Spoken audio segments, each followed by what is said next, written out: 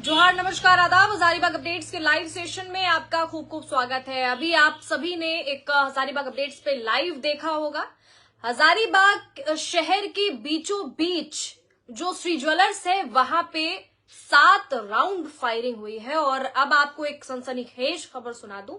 उत्तम यादव है जिन पर झारखंड में कई मामले हैं, कई सारे मामले हैं। खास करके बिहार की अगर बात करें तो बिहार सरकार ने उन पर 5 लाख रुपए का जो है इनाम भी रखा है।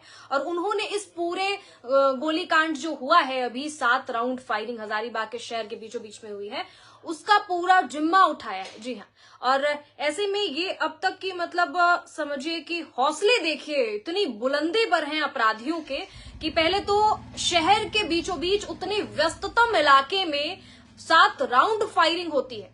और हालांकि बहुत ज्यादा कुछ हताहत नहीं होता है, लेकिन आप लाइव में देखें कि किस तरीके से जो है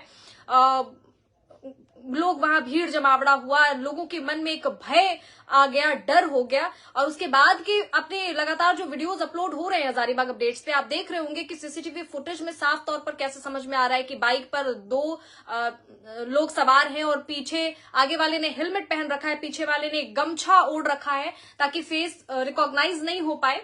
और उसके बाद जो है 7 राउंड लगातार फायरिंग उसने किया। और उत्तम यादव जो है उनके बारे में थोड़ी डिटेल में आपको बताऊंगी मैं। उन्होंने इस पूरे मामले की जिम्मेदारी खुद ले ली है। और ऐसे में सभी जो प्रशासन है उनके कान पूरी तरह से खड़े हो गए हैं।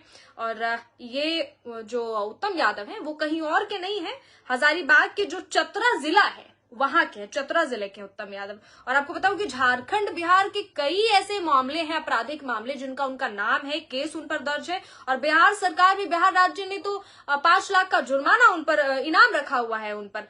और यही वजह है कि जिस तरह से वो खुद से जब इस चीज की जिम्मेदारी ले रहे हैं तो लोगों को कहीं ना कहीं भरोसा भी हो रहा है, क्योंकि खुद से जिम्मेदारी लेना और वो भी ऐसे आपराधिक मामलों में इस तरह से संलिप्तता उत्तम यादव का होना, ये एक चीज को दर्शा रहा है कि कहीं ना कहीं शायद यही अपराध। अब क्यों हुआ, क्या हुआ, ये सभी तो जांच का विषय है। प्रशासन पूरी तरह से मुस्तैद है। आपने देखा लाइव में भी लोसिंगना थाना प्रभारी थे, यातायात थाना प्रभारी थे, और भी कई प्रशासन वहां पे मुस्तैदी के साथ थे। सीसीटीवी फुटेजेस खंगाले जा रहे थे। ये बहुत एक अच्छी चीज हुई है कि सीसीटीवी हर जगह लगाया गया है, चाहे वो ज्वेलरी के शॉप हो या बाकी और रास्ते में और भी जो शॉप्स होते हैं वो लोग लगाते हैं, अपने एरिया में चोरी ना हो इसको लेकर के, या फिर चोर पकड़ा जाए इसे लेकर के। और ऐसे में जो है आपने देखा उसमें लाइव के तुरंत बाद जो हजारीबाग अपडेट्स पे वीडियो अपलोड हुआ है, उस रील वीडियो में देखा आपने कि कैसे एक कम उम्र के ही लोग लग रहे थे। वो लोग देखने के उपरांत जो मुझे महसूस हुआ वही आप लोगों को भी महसूस हुआ होगा कि एक बाइक पे 2 लोग सवार हैं,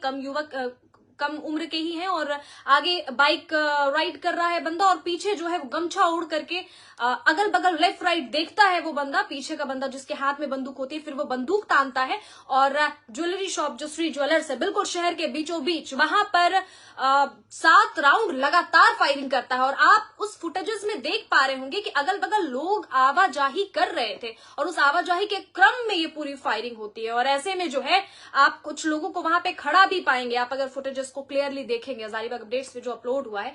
और उसके बाद ये पूरा लोगों के मन में इतना ज्यादा डर समा गया इस पूरी चीज के बाद, और अचानक से ये खबर आती है तो लगा कि आप लोगों को भी बताया जाए। आप लोग भी चिर परिचित होंगे, वैसे अपराधियों के नाम आपने भी सुने होंगे जिन पर झारखंड बिहार सहित कई जगहों पर जो है कई सारे मामले दर्ज हैं। बिहार राज्य में 5 लाख का इनाम भी रखा गया है, और वैसा व्यक्ति खुद सामने आकर के और जिम्मेदारी लेता है उस चीज का। अब किस तरीके से ये पूरी चीजें हुई हैं, जिम्मेदारी कैसे ली गई है, इसके बाद क्या पूरा जांच का जो ये पूरा विषय है वो जांच के ही अभी कोख में है।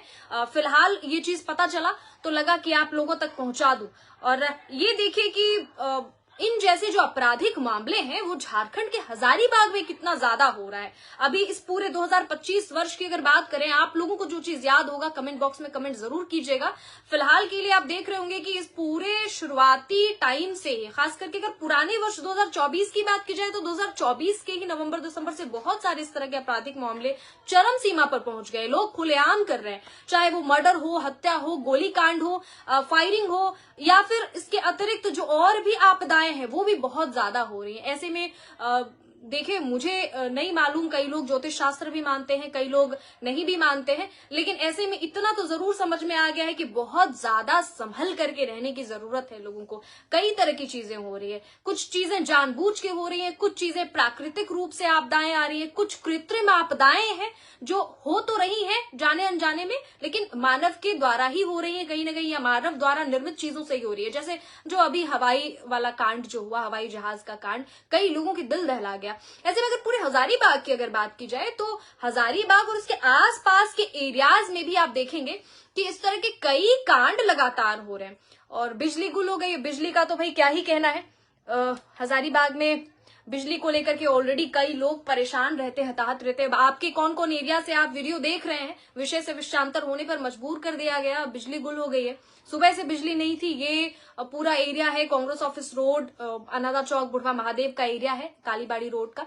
यहाँ पे बिजली नहीं है। आप कौन से एरिया से देख रहे हैं, बिजली है कि नहीं, कमेंट कीजिएगा फटाफट। और अभी हालात क्या है आपके एरिया के बिजली के, वो भी बताइएगा। फिलहाल आपको एक पूरा मामला फिर से बता दूं, आपने अभी कुछ ही घंटों पहले जो है हजारीबाग अपडेट्स पे लाइव देखा होगा कि बिल्कुल शहर का, हजारीबाग शहर का जो हृदय स्थली है, वहां से बिल्कुल करीब, एकदम करीब, यानी कि झंडा चौक से बिल्कुल करीब शहर का व्यस्ततम इलाका, जहां पे लोगों की आवाजाही, वाहनों की आवाजाही लगातार होती रहती है, बिल्कुल एक सेकंड के लिए नहीं रुकती है। और उस जगह पर जब सीसीटीवी फुटेज फिर आप दोनों को मिलाएंगे, उस लाइव को और सीसीटीवी फुटेज जो उसके बाद वीडियो अपलोड हुआ है उसको, तो आप देखेंगे कि आवाजाही लगातार जारी है। श्री ज्वेलर्स बड़ा सा शॉप है, ज्वेलरी शॉप है, वहां पे कई मोटा सा कीमती जो शीशा है वो लगाया गया है, दरवाजा ग्रिल लगा हुआ है। और उसके बाद आप जो सीसीटीवी फुटेज मिलाएंगे वहां देखेंगे कि बाइक पे दो युवक नुमाही एज के लोग सवार थे। एक बाइक चला रहा था, हेलमेट पहन रखा था, दूसरे बंदे ने